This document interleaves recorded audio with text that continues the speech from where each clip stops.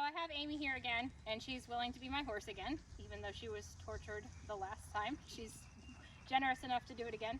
And what we'd like to demonstrate today, how it feels to be a horse when you're carrying the weight on the forehand and unlevel versus a balanced raised forehand with shoulders that are level. So to get started, you're going to do it the yucky way, okay? So you're going to pick up that ground pole. And is it heavy? Yes. Like kind of, not terribly heavy, but heavy enough, okay? So to maximize your suffering, you're going to carry it out as far away from you as you can, okay? So get comfortable because you're going for a ride. All right, so what I'm going to have you do is walk, let's say a 15-meter circle. You pick the direction. Oh, get out of the way.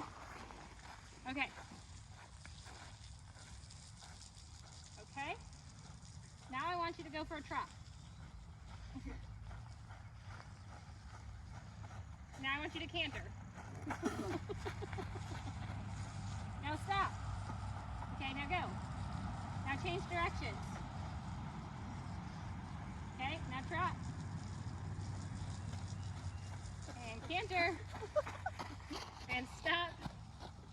Okay, you can put the pole down. All right, tell me how you felt. I couldn't breathe, my chest was tight. It was hard to hold my balance. Yeah. It was hard to change from one gait to the other. You're a pretty obedient horse, but I had to whip you a couple times. I was slow at it. Yeah.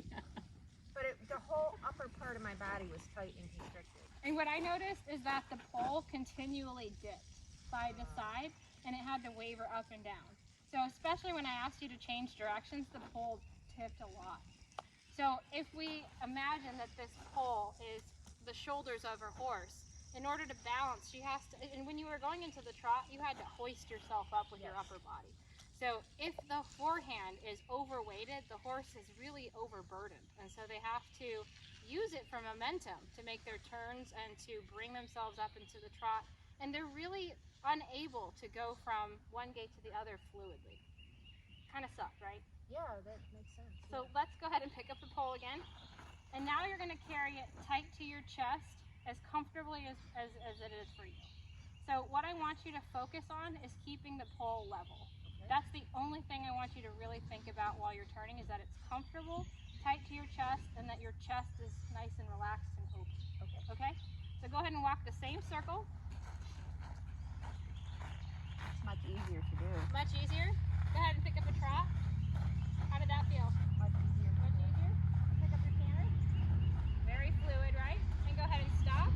Keep your pole level and change directions. Easy breezy, huh? Yes. Go for a trot. And a canter. And a trot, and you can stop. And you can back up and go forward. Really easy to do when the weight's not in your way, right? It's something that is an extra weight that you have to carry, but it's certainly not in your way. You can set it up. And you can breathe easier. You can breathe easier, which is so important, because when you're walking and every step concusses your lungs and you can't get a good breath, it's really hard to go forward fluidly when your legs feel like cement and you have this big unwieldy thing. And you know, most horses, when they're on the forehand, they don't go on the forehand with both shoulders the same. They tend to weight one shoulder or the other, and so they become very unstable.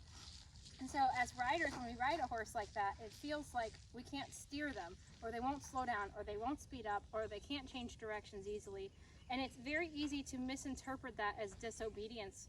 And I like to think Amy is my friend and wants to do what I ask, but she had a hard time doing it. And if I really got after her, she might have done it with a little more quickness to it, but she would not have felt stable, and it would have detracted from our relationship because I'm making her do things that don't feel good to her.